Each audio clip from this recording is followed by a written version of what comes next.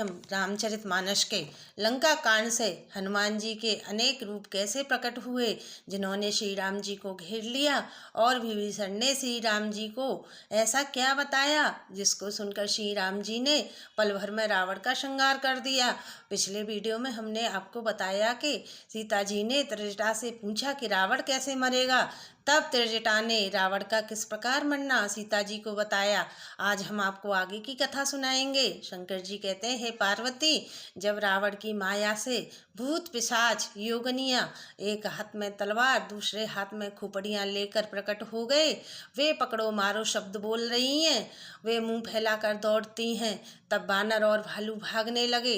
बानर भागकर जहाँ भी जाते वहीं आग जलती देखते हैं। बानर भालू व्याकुल हो गए, तब रावण बालू बरसाने लगा। लक्ष्मण जी और सुग्रीव सहित सभी अचेत हो गए। तब रावण ने दूसरी माया रची।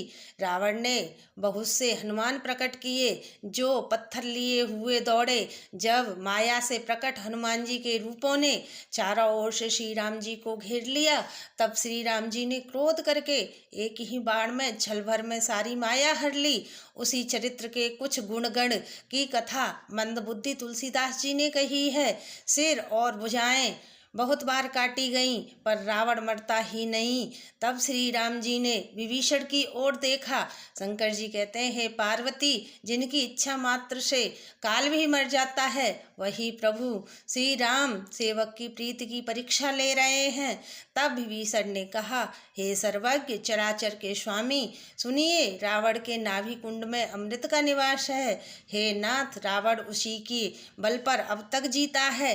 विभीषण के वचन सुनते ही श्री राम जी ने हाथ में विकराल धनुष बाण लिए। उस समय नाना प्रकार के अपशकुन होने लगे। बहुत से गधे, सियार और कुत्ते रोने लगे। जगत के दुख को सूचित करने वाले पक्षी बोलने लगे। आकाश में जहाँ तहाँ प्रक्षल तारे प्रकट हो गए। बिना ही योग के सूर्य ग्रहण होने लगा। यह देखकर मंदोदरी का हृदय कांपने लगा। मूर्तियाँ रोने लगीं।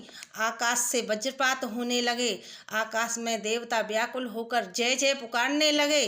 तब देवताओं को भयभीत जानकर श्री राम जी ने धनुष पर बाण संहार करने लगे। कानों तक धनुष चढ़ाकर श्री राम जी ने 31 बाण छोड़े।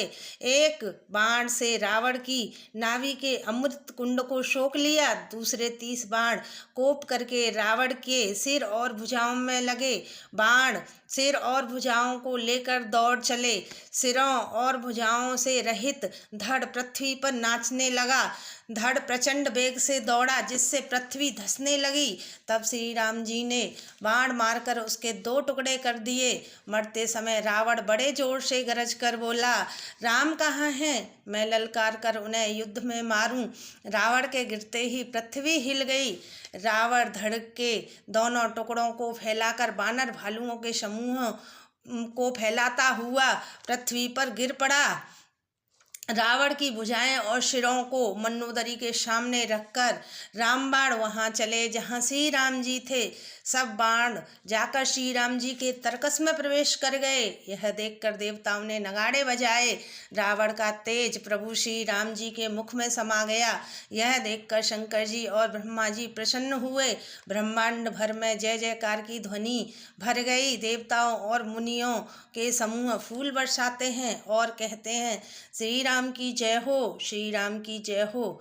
इससे आगे की कथा हम आपको अगले वीडियो में सुनाएंगे। कृपया आपको मेरी यह कथा अच्छी लगे तो लाइक और कमेंट करना। जय श्री राम, जय हनुमान। श्री शिवाय नमस्तुभ्यं।